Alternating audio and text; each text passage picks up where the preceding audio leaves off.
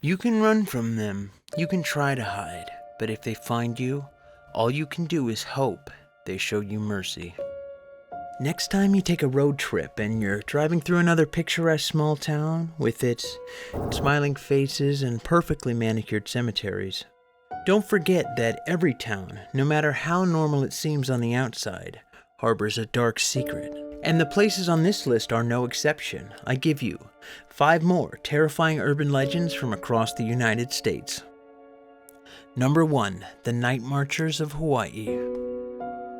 What do you think of when you picture Hawaii? Beautiful beaches, surfing and hula dancing? What about ghosts?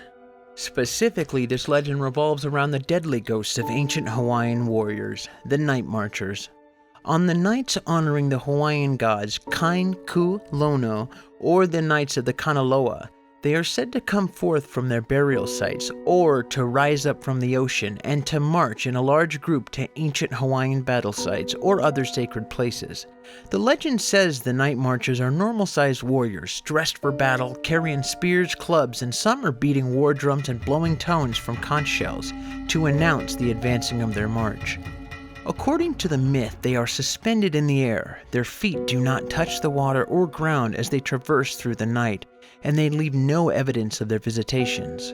They march in darkness after sunset and march as a group continuously until just before sunrise. Other signs that announce their presence are a foul and musky, death-like odor, and torches getting brighter and brighter as the Nightmarchers get closer. Nightmarchers might appear during the day, if they are to escort a dying relative to the spirit world. Ancient Hawaiian beliefs state that any mortal looking upon or being seen in defiance toward the marchers will die violently. Barriers placed in the path of the Nightmarchers will not deter them. Some people maintain that if the mortal lies motionless, face down on the ground, they are showing the proper respect, fear, and deference to the Nightmarchers, and they will be spared. Additionally, mortals can avoid harm or death from Nightmarchers by being fortunate to have an ancient ancestor marcher present to recognize them. As they encounter the mortal, they will shout out "Nau," which means mine in Hawaiian. Then no one in the warrior procession will harm them.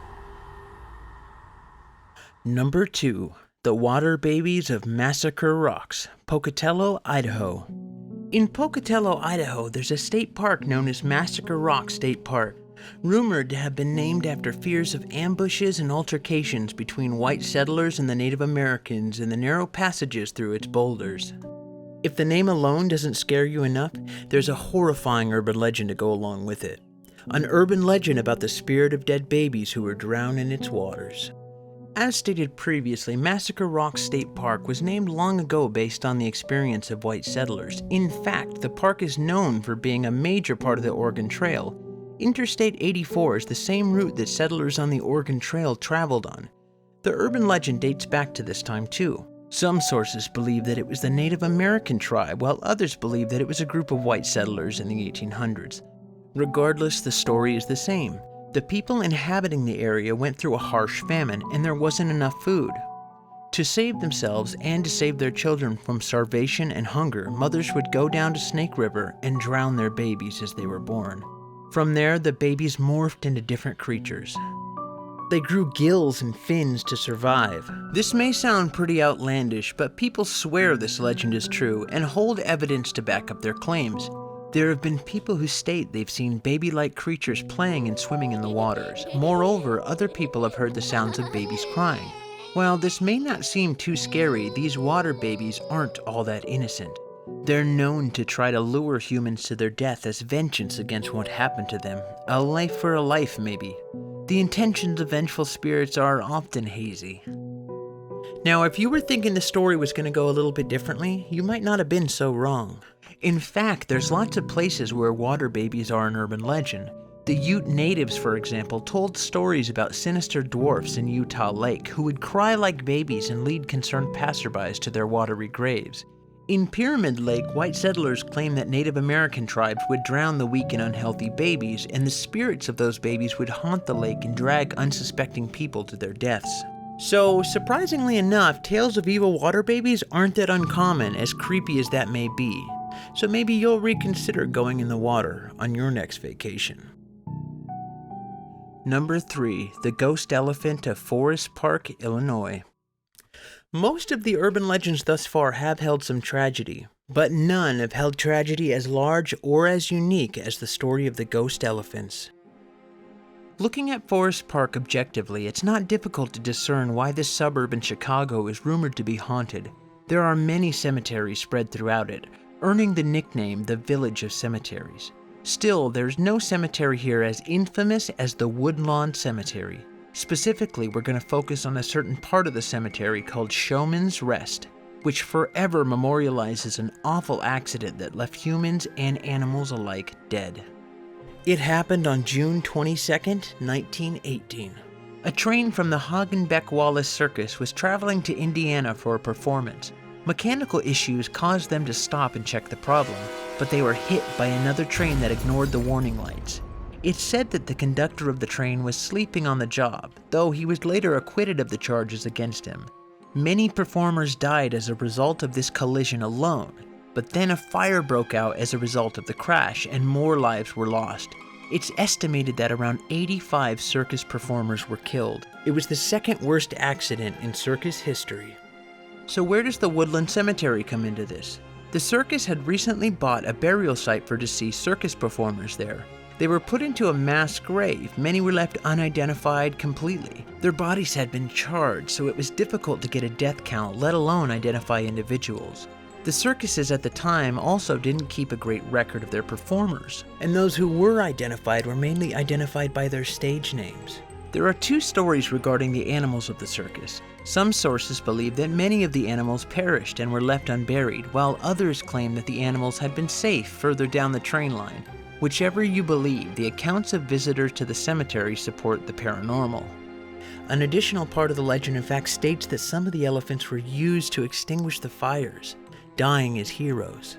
Despite their bodies having been buried near their death site, their spirits seem to have joined the other circus performers who had been buried in the cemetery. People claim to see the spirits of these elephants roaming around the cemetery plots at night and hear their cries and trumpets. In fact, years after the mass grave was dug, 5 large elephant statues were built and placed in Showman's Rest. It's still an active burial site for circus performers to this day. Number 4. Helltown, Ohio. In the Cuyahoga Valley, there's an eerily deserted place known as Helltown. Unlike the ghost towns of the West, this Midwestern area is particularly unique because it doesn't look all that old. Although some buildings bear the features of early America, the rest are distinctly 20th century. The clear no trespassing signs posted throughout the town are certainly modern and official. There's not a soul to be found in this place, but there are still remnants of the lives the former residents left behind, including an abandoned school bus. The town is surrounded by dangerous roads that seemingly lead to nowhere, but it's the church that seemed to have inspired its ominous name. The white building in the center of Helltown is emblazoned with upside-down crosses. Some say the church was a place of worship for the Satanists who populated Helltown, some of whom they say still lurk around the closed-off roads, hoping to ensnare unwitting visitors. Others say the town was evacuated by the government after a toxic chemical spill that resulted in bizarre mutations in the local residents and animals, with the most deadly being the peninsula python, a snake that grew to enormous size and still slithers near the abandoned town. Helltown, Ohio is in fact an abandoned town formerly known as Boston, whose deserted buildings provide plenty of fodder for creepy photos. Or at least they did until they were all torn down in 2016. While what really happened to the town's residents is quite disturbing in its own ways, most of the urban legends have a mundane explanation. The church does in fact bear what looks like upside-down crosses, but these are a fairly common feature of the Gothic revival style in which it was constructed.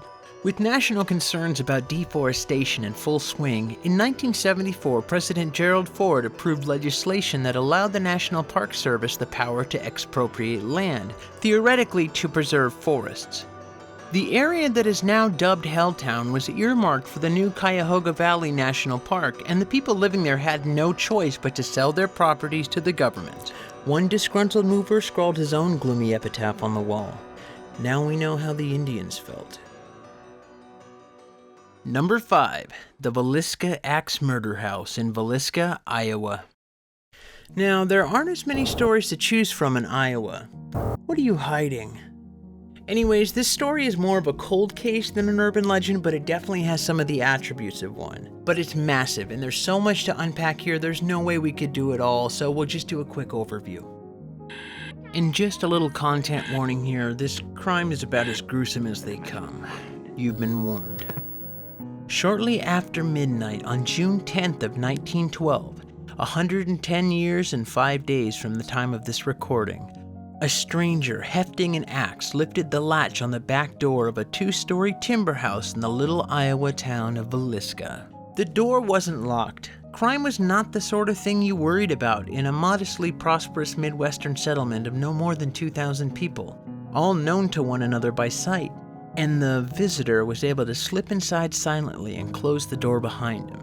Then, according to a reconstruction attempted by the town coroner the next day, he took an oil lamp from a dresser, removed the chimney, and placed it out of the way under a chair, bent the wick in two to minimize the flame, lit the lamp, and turned it down so low it cast only the faintest glimmer in the sleeping house. Still carrying the axe, the stranger walked past one room in which 2 girls ages 12 and 9 lay sleeping, and slipped up the narrow wooden stairs that led to 2 other bedrooms. He ignored one in which 4 more young children were sleeping and crept into the room in which 43-year-old Joe Moore lay next to his wife, Sarah. Raising the axe high above his head, so high it gouged the ceiling, the man brought the flat of the blade down on the back of Joe Moore's head, crushing his skull and probably killing him instantly. Then he struck Sarah a blow before she had time to wake or register his presence. Leaving the couple dead or dying, the killer went next door and used the axe, Joe's own probably taken from where it had been left in the coal shed, to kill the Moores' 4 children as they slept. There's no evidence that Herman, Catherine, Boyd, or Paul woke before they died, nor did the assailant or any of the 4 children make sufficient noise to disturb Catherine's 2 friends, Lena and Ina Stillinger, as they slept downstairs. The killer then descends the stairs and took his axe to the Stillinger girls, the elder of whom may finally have awakened an instant before she too was murdered. The killer added many bizarre touches to the murder scene. The first was a 4-pound slab of bacon leaning against the wall next to the axe. The murderer also searched dresser drawers for pieces of clothing to cover mirrors in the house and the glass on the entry doors.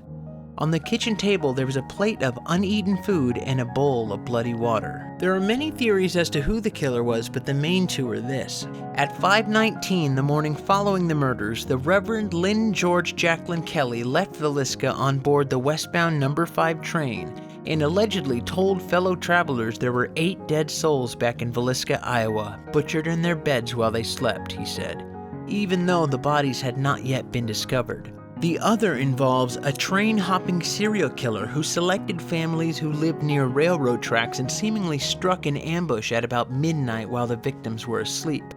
For a more in-depth look at the series, I recommend one of my favorite podcasts, the Astonishing Legends Podcast, episode 156, The Valiska Axe Murder House. Anyways, we just made it to the end of another episode on Urban Legends. I just passed 200 subscribers, and every single one of you means so much to me, so thank you. Now, go watch this video on 4 creepy and sometimes hilarious stories that I found from newspapers of the Victorian era. Thanks, everybody. Good night.